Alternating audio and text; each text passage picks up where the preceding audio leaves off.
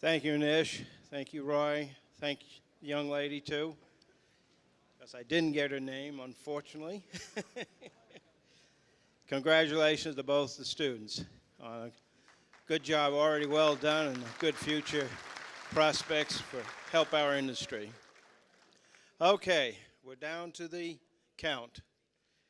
TCEQ, rules, regs, updates, and everything else. I'm going to call Mike Price up first.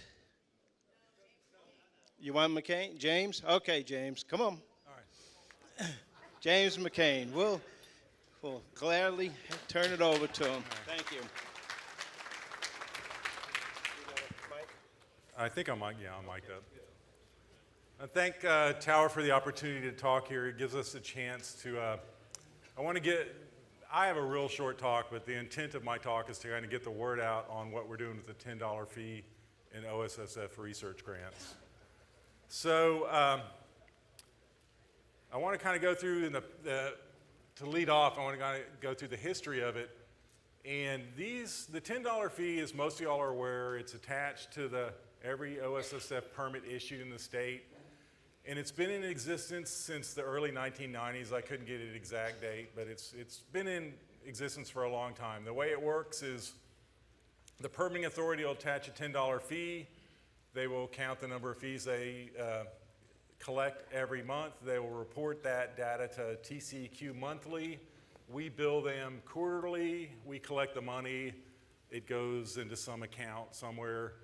And up until 2011, it went to what was called the Texas On-Site Wastewater Treatment and Research Council. Most of y'all are familiar with that, but I'm going to kind of go back. I kind of want to recreate what it was and how it was composed of it, because it'll be relevant to what I'm going to talk about later. It was governor-appointed people. The makeup of the council was set by statute, but I think it had 11 people. It included installers, regulators, designers. I think it had home builders, developers. I think it even had a place for an individual citizen. So those folks got together. There were 11 of them. They met. They knew how much money they had. They came up with the topics they wanted that they felt needed to be studied. They would, after you decide what you need to be studied, you create what's called a request for a grant application. It was sent out to the public, and people could look at that, bid on it. And you know, this went on for years and years, I guess 20 years at least. And then in 2011, the legislature decided that they wanted to disband the tow truck, the research council.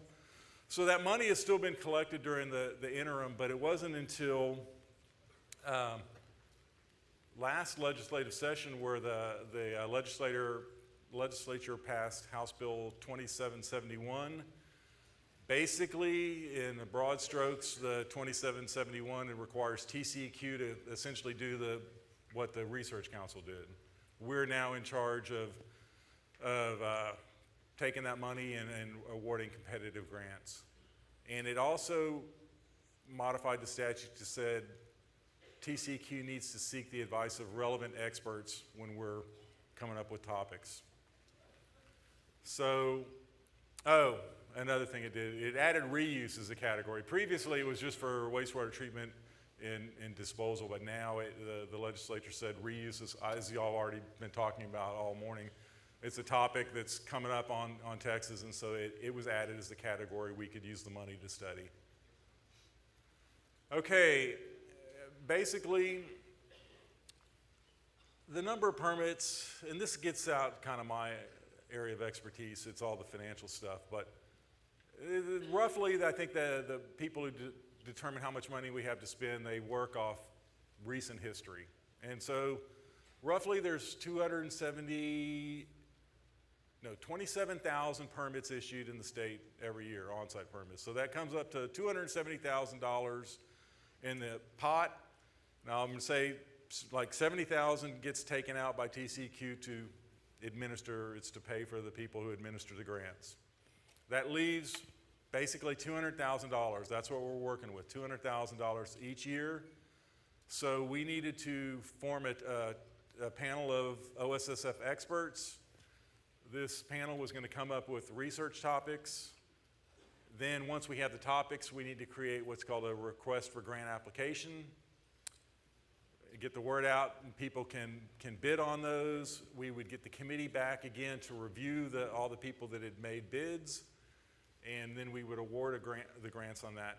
And then we would start over. At the end of the year, we start the whole process over.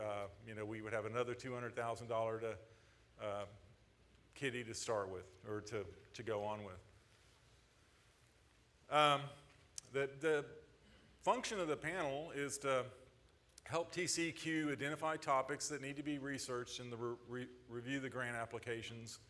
Now, we don't have the money to pay these folks, so they're very much appreciated volunteers, but that also kind of drove us to say, well, we didn't want a huge panel because we don't have money to pay folks, so we wanted to keep it small. And so there's 6 members. 2 members are appointed by TOWA. 2 are designated representatives, and 2 are TCEQ members. So it's only a 6-member panel. I mean, that's similar. It's not exactly the way the council was set up, but we're trying to capture, the regulatory side, the installer side with the TOWA, and then TCEQ, because we're stuck with doing the work. The members, the technical members, Randy Weber is a TOWA appointee to the panel. Patrick Kern is another TOWA appointee to the panel. Elisa Max with Harris County. Andrew Isbell with Walker County. Ronald Hebert with our region, Beaumont region. And then myself. The reason I'm giving you these names is because this is really kind of the purpose of me being up here, is that this is the panel, but we want to get the word out to everyone that if you have good ideas that you think need to be studied, these are the folks to get with. And pitch your idea to them and say, hey, this is something I think need to be studied. And all of us are available. We all know that's our role, is to serve as kind of an intermediary between people that have ideas and bring them together. So what we did is we had a meeting about, this is what we have to look for in a topic. 1, it has to be related to on-site wastewater. 2, it has to be applicable to Texas. It has to be directed toward improving the quality of wastewater treatment and reducing the cost of providing treatment to consumers. And it can include wastewater reuse. So if you think an idea that you've always thought needs to be studied, make sure it meets those criteria before you pitch it to someone on the panel, because that's kind of what we're looking at to screen ideas. So who can receive the grants? And this is all driven by statute. This is not stuff TCEQ thought up. It's in the statute. Accredited colleges and universities in Texas, other governmental entities, and acceptable public and private research centers. So those are the people, according to statute, who are eligible to apply for the grants and receive the funds. We met, like I say, about 5 or 6 weeks ago. Everyone threw out ideas that they had. We had, I think it was 10. We all ranked them. We had a little ranking system to rank them. And we chose the top 4. And I'm just kind of give you, this is the first time we've done it. It's a learning process for us. And some people had given us advice, well, just choose the best one and put it out there. Well, we want to make sure someone bids on it. We didn't want to send out a topic, or we don't, it still could happen, but we don't want someone to have the money out there saying, hey, bid on this stuff, and have no one bid. So we wanted to put as many eggs in the basket as we could. So we chose 4 topics. The first one is, I'm briefly going to describe it. The thought was that as we have more and more water conservation in the state, we're going to have higher and higher wastewater strength. And so we want to know whether the current aerobic systems, how they would handle that. I'm just giving you a very general idea. The second topic was how much better aerobic units would perform when they're through a dosing or an equalization tank up front.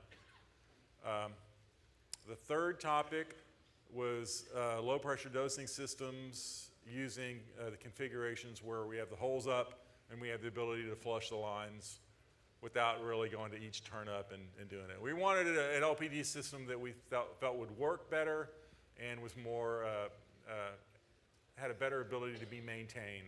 You know, because as y'all know, working with them, every time I hear about why they're not more popular, it's a trust factor for a lot of folks. In a lot of areas, they don't feel comfortable with them. I know they may have trouble competing with other systems, but I think if everyone felt more comfortable in their reliability, it would be a better option for everyone in the state. It would be another option for consumers.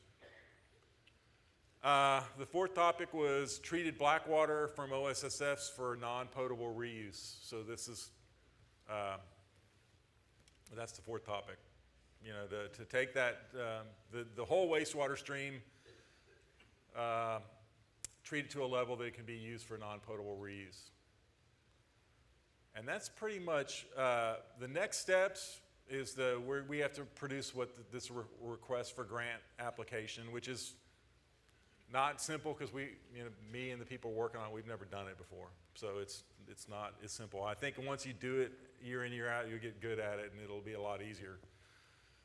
And spread the word, and that's what I'm doing here today. So be prepared. I don't exactly know when, whether it's a month or 2 months, the RFGA will come out and it'll have those 4 topics. So it'll have all this other language in there.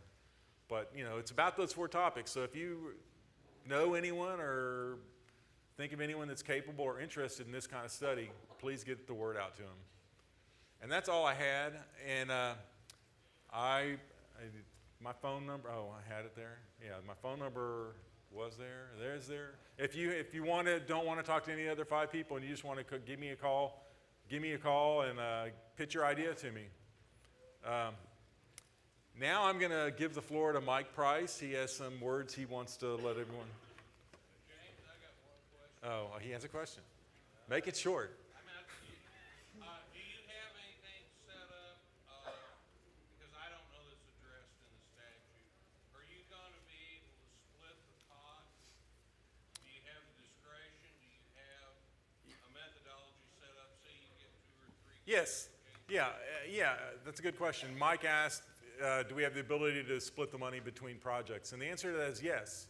I mean, people can bid on all 4 projects, and they don't have to bid for the whole 200,000. They can bid, you know, I want to do this project for 80,000, and another person comes in with a bid for another project, you know, 120,000. That works out perfectly. You know, we've got the money spent.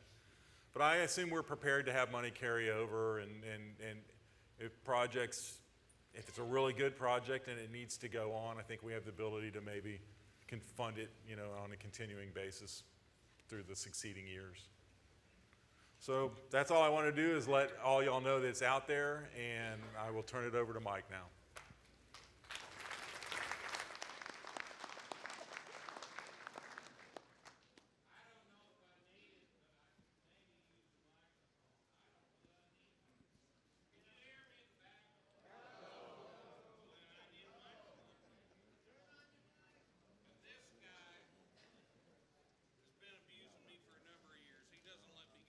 I love you.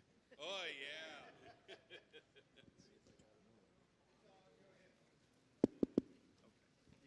Test. Oh, I think we're up.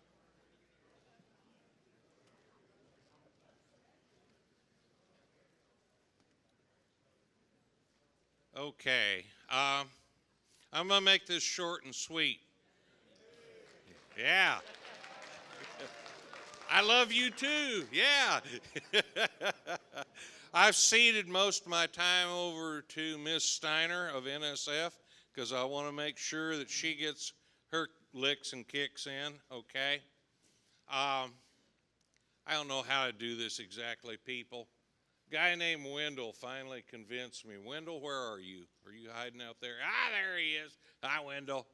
He said, you can't do that way. You got to do it this way, and I'll explain. I quit. I'm going to retire. Okay, I'm out of here. Oh, more cheers. Great, yeah. It's good to have so many good friends in this community. Okay, one other little bit that I think has good purpose. Y'all know Mr. McCain.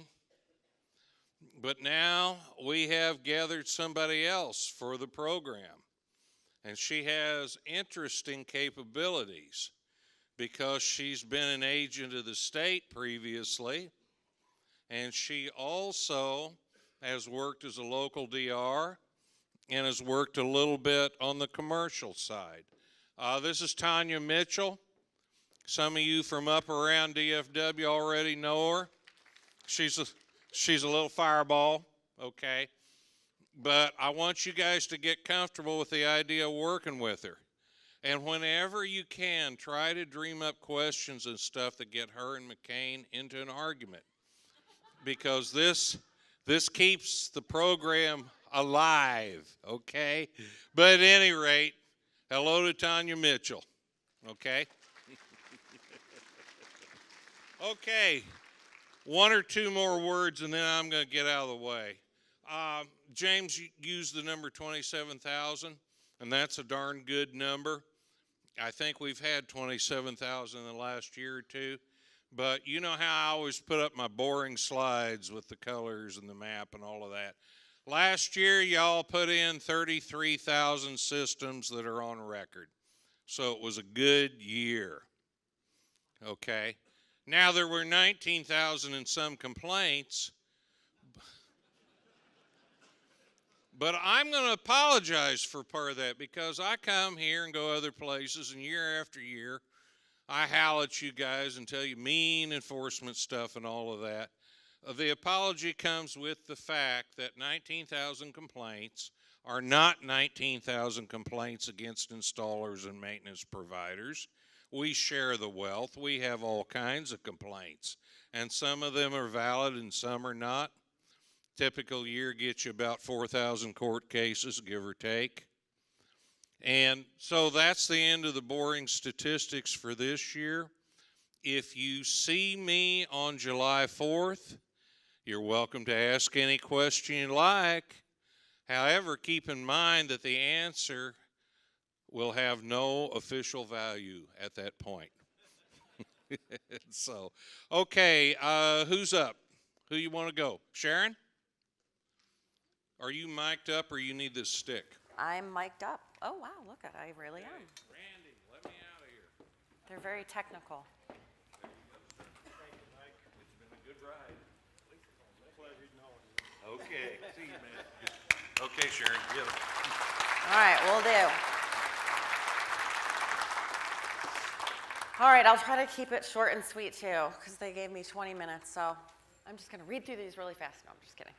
I wanted to talk about the NSF certification program and what we do, and I'm glad to hear that there's a lot of discussion about water reuse, because we do have the standard 350, and we do have a few manufacturers that are certified for reuse, so that's good to hear that that's happening, and it's definitely needed in Texas and California and places like that around here that have huge droughts. I forgot this little thing you do.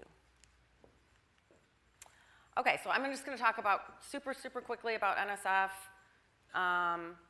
Just super quickly mention different standards that NSF does, because there's a zillion different things that NSF does. The wastewater is a teeny little part of it. Then I'm going to talk about the certification process, and then we'll be almost done. So NSF has been around since 1944. It started at University of Michigan, go blue. The School of Public Health. There wasn't any rules or regulations for food safety or sanitation, and things were not super great, and so there was needs for standards to be brought forth and created, and so the state health officials started monitoring food establishments. That's one of the earliest programs that we had. And then wastewater is the second oldest program that has been around. Obviously, sanitation and food are pretty necessary. And so Standard 40 is one of the oldest one. It's been around since 1970. It's pretty tried and true. We've got about 42 authorized aerobic treatment units that are certified. Many of them are here: Jet, Norweco, Clearstream, Bio, all of them.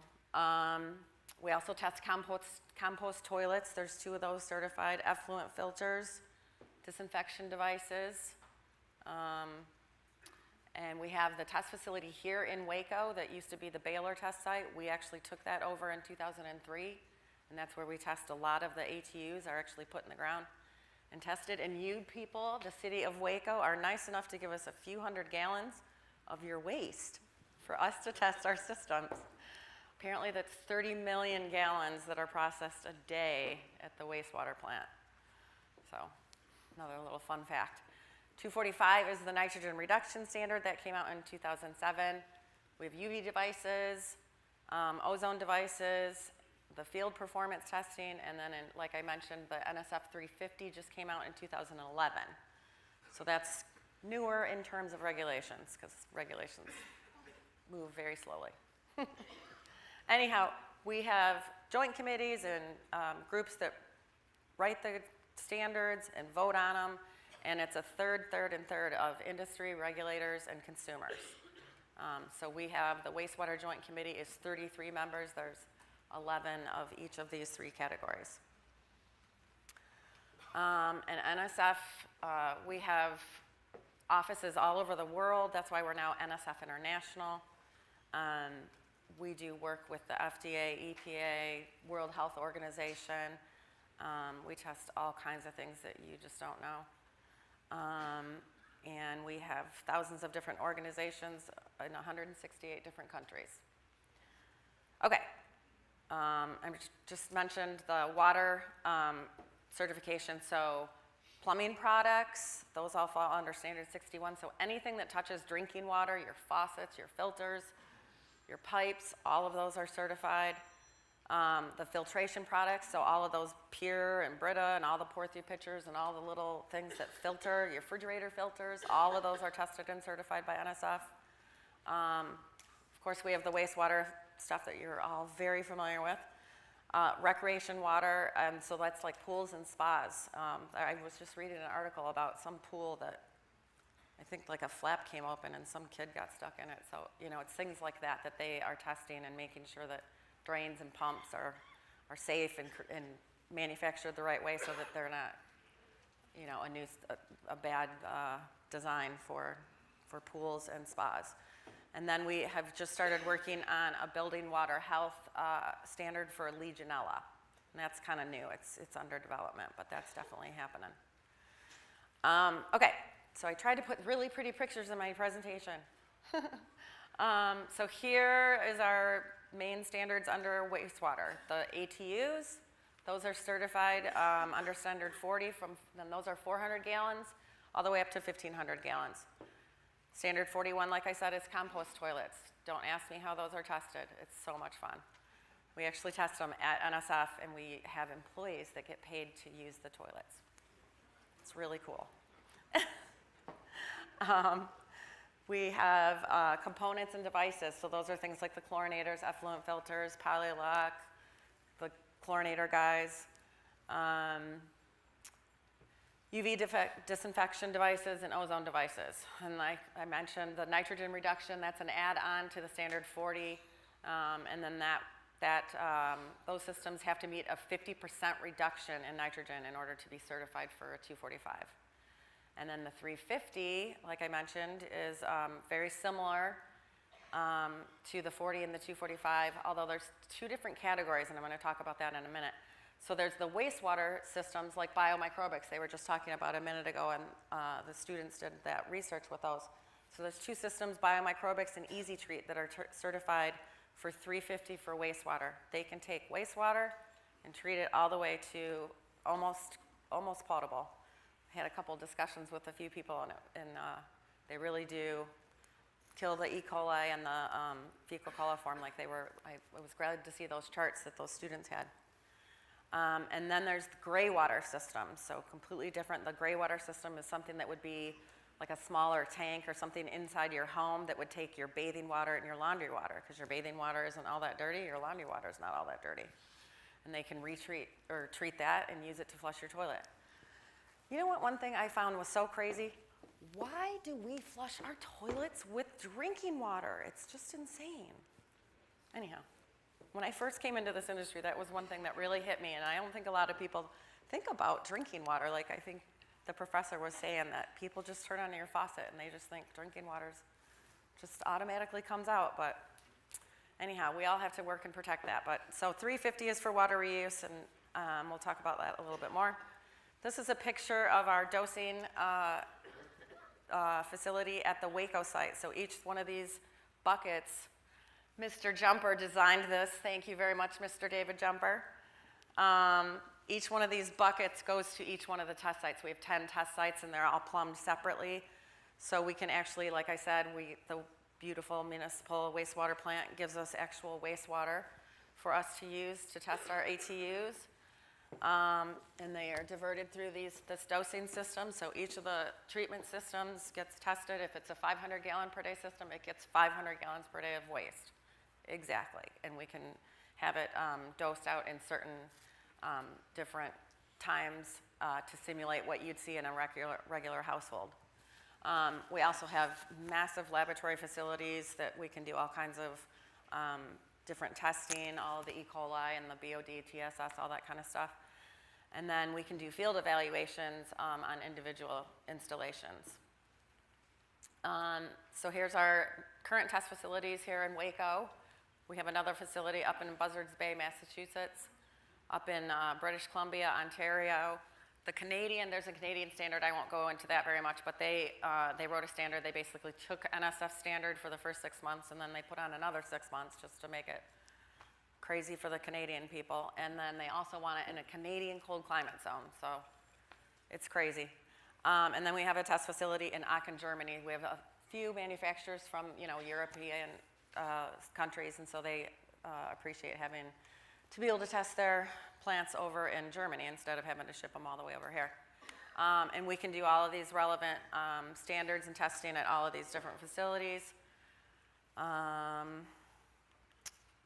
So the 40 and 245, as I mentioned before, are for complete residential wastewater systems from 400 gallons to 500 gallons per day. Standard 40 is just the BOD and the TSS. That's just the base standard, the base treatment. If it adds on 245, then you're going to add on a little bit better treatment process. You're going to have denitrification and a nitrogen reduction of 50% would be required to meet that 245 standard. Here's a survey that was completed. It's already out of date, but just I mentioned how many systems have been installed. That's 33,000. That's quite a lot, man. But Texas is a really big state, so 20% of a huge state, I can imagine. This just gives you an idea of how many systems are out there that are on-site systems. So there are a lot of them out there.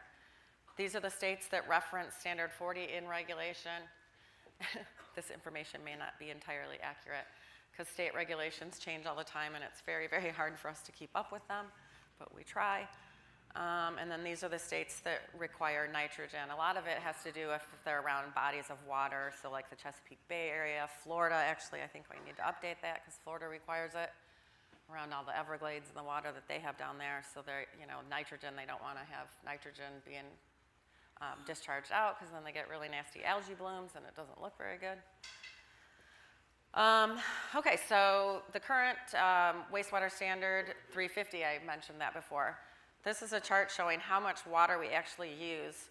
26% of water is used for flushing a toilet, and it's drinking water quality. So it's just such a waste that we, have all of this water that we're just flushing down the toilet. But anyhow, shower, faucets, clothes washers, and all of that.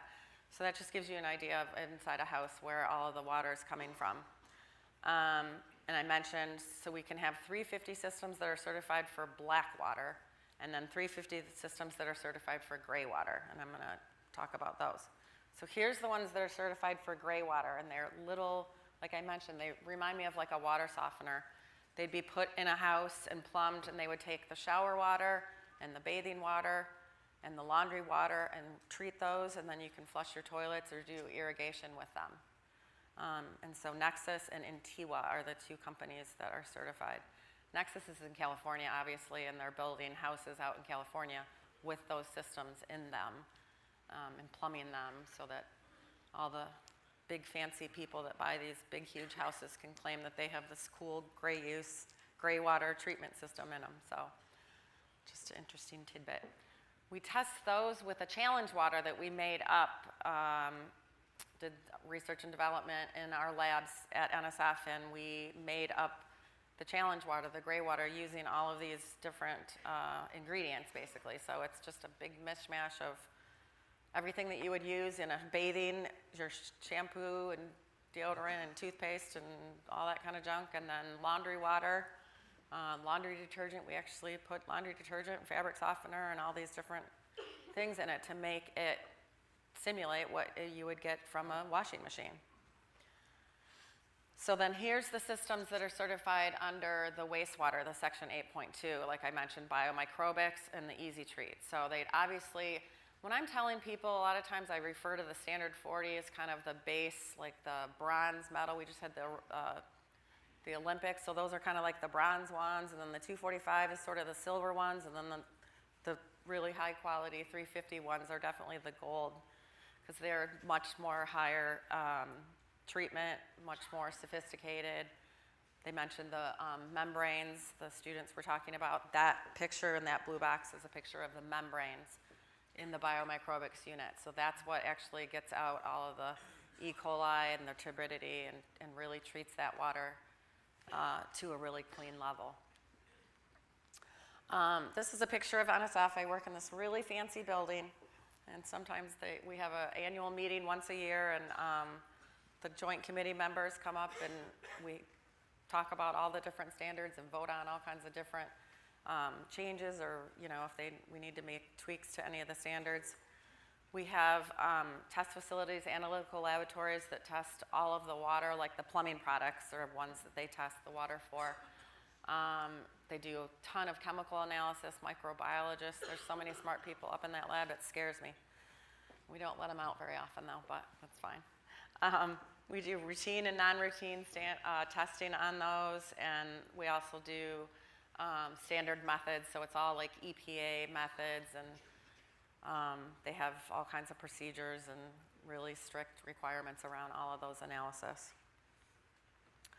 I mentioned the standards are from 400 to 1,500 gallons per day. So a system, a manufacturer will come in and they'll test usually the smallest system. So if they have a whole series, say like the BioBarrier is certified from the smallest size all the way up to the largest size. What we do is we test the smallest system, and then they do a scale up, is what it's called, where they do an engineered review of the larger size systems, the larger tank, the larger membrane, the larger blower, all of the larger components, and then we're able to list the larger systems based on the test of that one small system.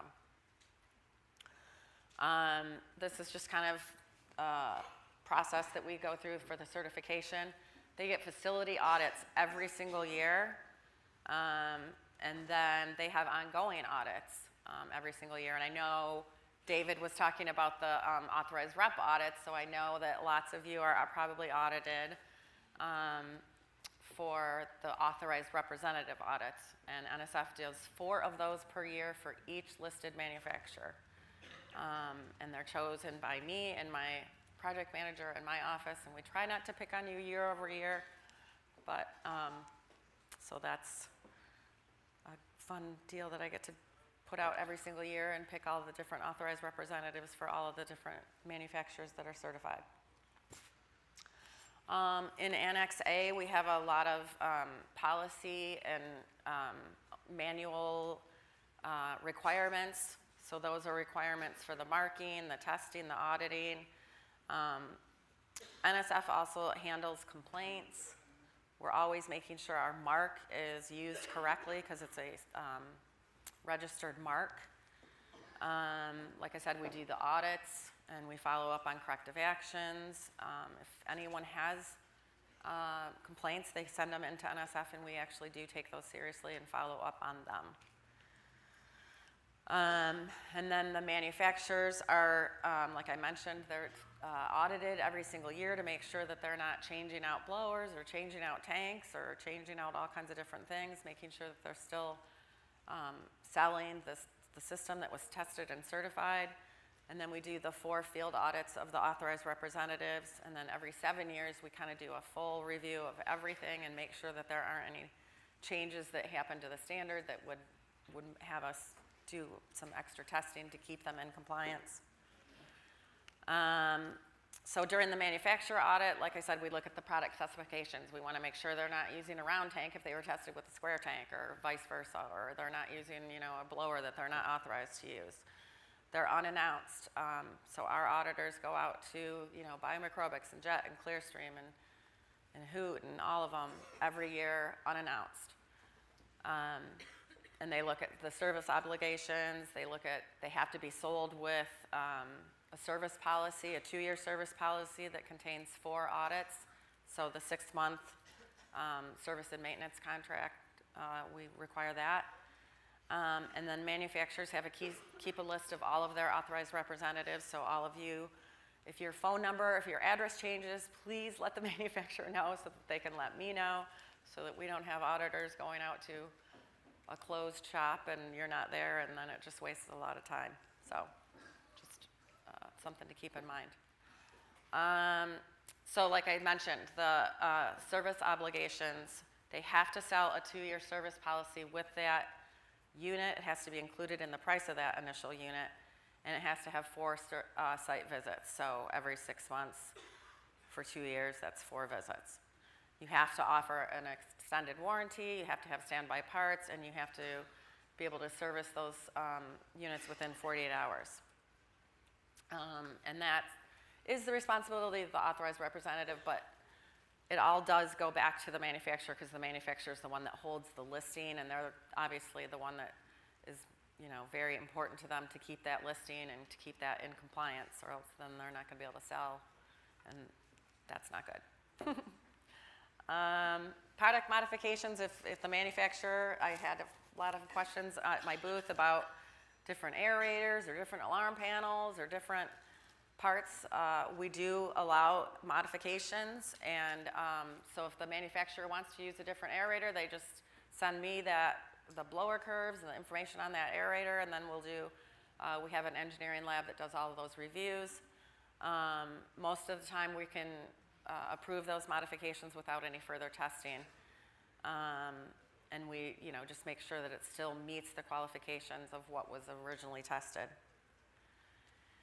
So, in summary, NSF does testing and certification for our wastewater, all the ATUs. We do that because regulatory agencies like to see that, because then they know that they're independently tested and certified. They know that they can approve those systems and let them be installed in their local jurisdictions, and they know that they're actually performing and do what they say that they're supposed to be doing. And it also gives homeowners a good place to go to make sure that their system that they're buying are tested and certified. And then the manufacturers are held accountable to make sure that they're not doing all kinds of crazy stuff and producing a system that isn't really working. And here is my contact info with a little poo emoji. If you have any questions, if you guys are authorized representatives and you have questions, I know David mentioned that yesterday. Honestly, give me a call if the manufacturer, if you have a problem with them, or if you're seeing something out in the field that isn't right, give me a call, because that's what we're here for. So, questions? Sweet.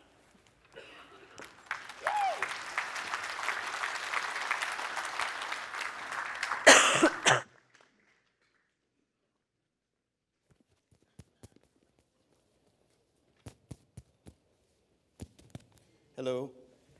I'm Paul Munguia. I'm with the TCEQ licensing section, and this is the last presentation for the conference. But stick around. I know Randy Chalette is going to have some announcements at the end and some housekeeping things, and I think it has to do with your continuing education, so definitely stick around. That's some information you want to know how to get your certificate. So again, my name is Paul, and I'm going to keep an eye on the clock because I do want to leave some time for questions if you'll have any. So I think I know the answer to this question, but raise your hand if you have a license or a registration with TCEQ. Yeah, I figured about everybody here. So here's like the takeaway. If you're going to take one thing away from this presentation is this. Please know your expiration date. This is a picture of our website. Just Google TCEQ licensing. It'll be the first thing that pops up. The top right, the top right has a magnifying glass that says search there. Right under there, it will say search an individual license. Please, if you don't know what your expiration date is, please go there, find out when it expires. You need 24 hours to renew your license. Go to that site. It will show you how many hours you currently have, and so you'll know what you need to get it, because y'all don't want your license to expire, because then you have to retake the exam. We don't want to have to do that. It's not good. So please, if there's one thing you take away, is please take a look at that. This is an overview of all of our licensings that we have. You'll see the OSSF is about 6,974. We have about 55,000 licenses, so it's a kind of a smaller area, but still important. What I want to show here is the far right is the 2017 fiscal year, how many licensees we have in the OSSF program. It's just about 7,000. So just 2 years or 2 fiscal years ago, in 2015, we had 6,500 about. So the number of licensees in your industry is growing, which is a very good thing. What this wants to show is this is how we process applications. So when you want to get a new license, it used to take about 37 days, 35 days. I think we asked for 45 days. We've become more efficient in the way we process these applications, and I'll get to that in a second. So we're about 9 days right now, so it's a pretty quick turnaround. You can call me. I'm not going to go through all these numbers. This is just showing the total number of applications we receive is a lot, and it goes renewals as well as new licenses coming in. So this is an annual year from last year when we gave the presentation. We received about 1,000 new applications and 2,500 renewals. These are the pass rates, which you might be interested in. I'll just call these out so you don't, if some of y'all can't read this. The DR has a pass rate of about 63%. The installer 1 about 75%. Installer 2 about 71%. The maintenance provider, which is it's the highest, is 85. And then the site evaluator, 67% pass rate. I will let you know, out of all the fields, out of water or wastewater, because we deal with those also, these are very good pass rates. What I want to talk about now is, I talked about how we're more efficient in processing our applications, and I'm sure almost all y'all know this, but we require the application to be approved prior to taking your exam. This is just a much more efficient process. So we get all your paperwork done. So when you go to the school, whatever you're taking, MP or installer or whatever, you can take the exam immediately the last day of that course. So, and then once we get those exams, we turn around within just a couple days. So you'll have your license very soon after taking the course, assuming you pass the actual exam. What I want to show here is all these exams are given on the last day, and they must be taken in person, except for the maintenance provider. You can take that at a computer-based location, so you don't need to take it right there. Honestly, it makes sense because we give the exams probably the last day, but for some reason something happens, you can't do it. You can take it at a later time at a computer-based location. This is on our website. I just want to show the green are all the areas of Texas, all our regions that do provide a computer-based exam. I just talked about this. This is the pre-approval process. For most of these licenses and registrations, it's very easy. It's just basically giving us their information, and as well as a criminal background check, which is required for all new licenses as well as renewals. And I'll talk a little bit about the criminal background here in a moment. The only one that has more documentation is the installer 2. If you go for that one, we do need documentation of your work experience and history. I was just talking about how the pre-approval process, what you'll get after you submit an application, you're going to get a letter. We call it a conditional approval to take the exam. The condition is that you complete that course. So again, if something happens and you can't stay for all 3 or 4 days of the course, you can't take the exam. You'll have to complete the course first. What we're doing now, and I'm going to kind of honestly go kind of quick over the next few slides. The reason is because these slides talk about how the online application process is right now. We're trying to improve it, and so it's probably going to change in like 3 or 4 months. But we're trying to streamline it again, make it easier. So again, this is our main page of our website, and what you'll want to do is you're going to go to New Licenses, and well, let me just go through this real quick because I didn't do this earlier. This is our main page. You'll see in the middle, at the top, it says Training Courses. This is where you'll go for your renewals. So if you want to see if you're questioning whether or not you're going to get CE credit for the training that you go to our website. The TCEQ is the source. People are not supposed to advertise that you'll get credit, but people do. So if you question it, just go to our site. That's going to be, you'll know what's there. And it lists everybody who's approved there. The one right below it in the middle, that it says renewal license. Obviously, that's for renewals, so that's where you'll go. But what I'm showing here now is the top left. It's a new license. That's where you're going to go to start an application process. Again, I'm going to go through these quick because it might change. But you'll go to e-app. Highlight on top, it says, please read. Please read it. It'll tell you exactly what you need to do because we get a lot of calls and we say, well, didn't you read it? It says it right there. But y'all can still call, that's fine. What you'll then do is you're going to choose the exact kind of license you want. This is a water example, but under OSSF, it'll say installer 1 or 2 site evaluator. And it's going to list the documentation that you'll need to submit that application. Like I said before, for most of these licenses, it's very simple. It's just the application itself, which you're going to do online, and then the criminal history. Again, the exception to that is the installer 2. So on the actual e-application is what we call it, the online application. The things we ask for is the type of license you're looking to get, your personal information, contact information, any qualifications, supporting documents. What that is the criminal history, again, for most of these, and then the fee. So this is just talking about common deficiencies. Again, these are pretty simple because just do the criminal history is completely. And I will say about the criminal history, please, because we get a lot of questions about this and we get deficiencies. So people don't put their entire history on there. We then have to go back to you and say, look, it looks like you forgot something. Go back. It's a back and forth. It really slows down the process. Tell us your entire criminal history if you have anything. If you don't have anything, you have to tell us that it's just checking a box. If you are questioning, might have done something 20, 30 years ago, I forget, I don't know. You can go to the Texas DPS website, print out, do a search for yourself, and submit that, whatever it is, even if it's blank.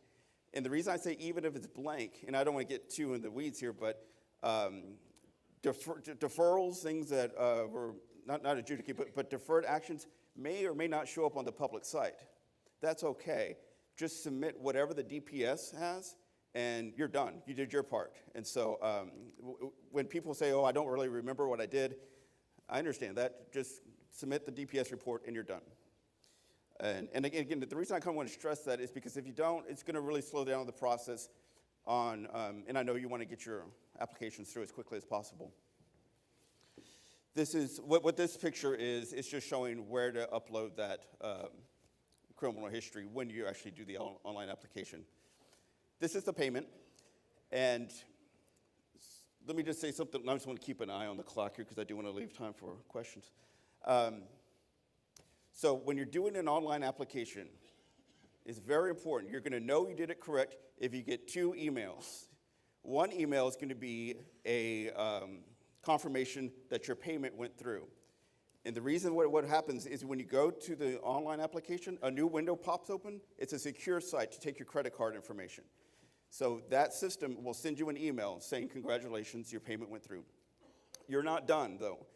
You have to then go back to the application and submit, it's called a voucher number. It has the instructions there, but basically it's proof of payment. You'll need to submit that, and then once you submit that application, you're going to get a second email from us saying, congratulations, your application has been submitted. That's a lot of people, and that's the kind of system we're trying to improve. We're trying to streamline that because I get it, people can skip that. They pay and they think I'm done, and they shut down the computer. So you will know 100% sure your application went through again if you get 2 emails, one from payment and one from the application itself. This is just saying you're almost done. You have to sign it saying this is me, everything is true. Another thing is, when you submit this form in your criminal history, it should be you submitting it. You are attesting. It should not be your coworker, your secretary, your wife or husband or anything like that. It should be you because it is confidential information. This is just an example of, like I was saying, the confirmation email that you'll receive. Renewals, we talked about that, but again, number one takeaway from here is please know your expiration date, check how many hours you have. Don't wait till the last minute.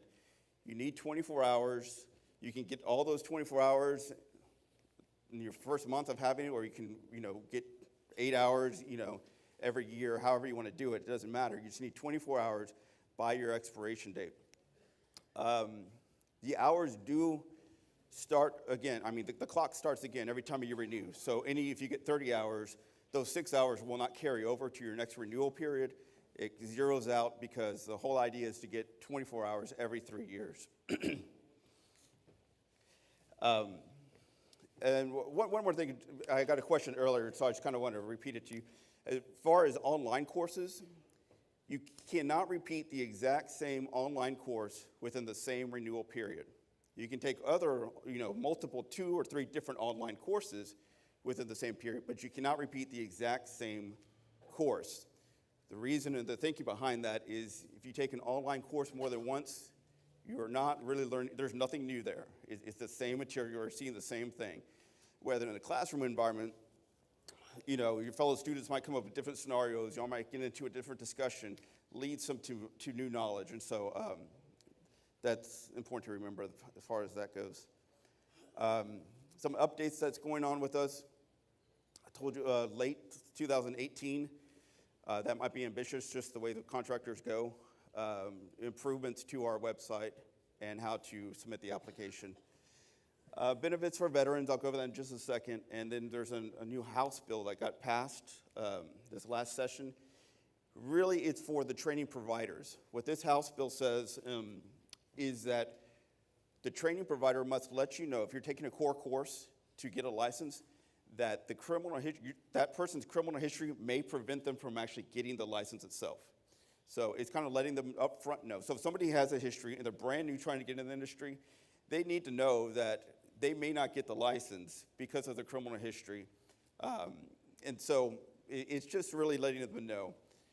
What we do offer, sorry if I feel like I'm talking really fast here, I'm trying to get a lot of information through.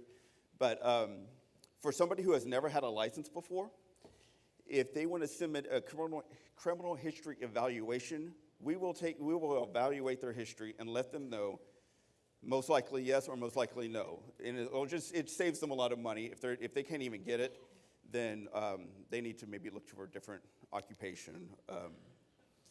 And again, that's just for an initial license. So if somebody already has a water license and they're thinking about getting the OSSF industry, we will not do the evaluation because they already have a license with TCEQ. Kind of got out of order there, but this is the benefits for the veterans. The fee for the application is waived for the initial fee, and then extended deadlines to renew. And really, if they're over on service, a lot of times they don't even need to get their continuing education. When they come back, they have so many months, I forget off the top of my head how long it is, but to submit an application and we'll renew their license. That's for obvious reasons. I mean, they don't really have easy access to continuing education while serving. I'm not going to go. This is the House Bill 1508 that I was just talking about. Criminal history, I already talked about that a bit. We started doing the criminal history back in 2012, and again, we have 55,000 licenses. I would say, this is the top of my head, don't quote me on this, but 10, 15 out of those We denied or revoked their license due to very serious criminal history past. So yes, we do evaluate everything, and there's not one charge that we would say this person cannot have a license. We look at everything together, the history. If say it was something really bad, but it was 20 years ago, they have nothing on their records, then we'll take that into consideration. Or we might need a letter of recommendation from their employer, probation officer, something like that. And the reason I want to say that is because at first we got a lot of pushback about the criminal history, and I was like, well, we have to do this, it's law. But really for 99.9% of this occupation, it's not an issue. And everyone in this room probably knows this, but when you renew your license, you have to submit the criminal history. Now we have it, you just check a box. If you've already done it and nothing has changed, we still need it, but you can just check the box saying, I've already done this in the past and nothing has changed. And it goes really quick and really smoothly. This is talking about the types of things that we consider very serious. And it's really all about public protection. You know, I'm not saying we don't care about DWIs, it's a bad thing, but that's not really gonna affect, you know, someone's going to drink and drive whether or not they work in this industry or the other industry. And so, so what we're really looking at is the like kidnapping, sexual predators, murder, of course. These are very, very serious things. But like I said, we look at everything individually. Criminal history, we've talked about that. So I think we'll have some time for some questions. And if not, Randy, does anybody have any questions? All right, I think Randy.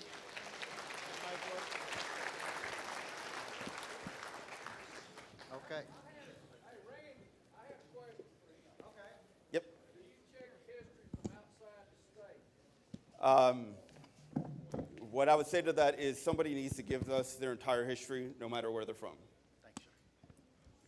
We had a guy come into our area personally that was from outside the state that was being prosecuted for various environmental problems that were going on, and was able to obtain a license in our area and continues to do business like he did. Before you leave, we need to talk. Prior to that.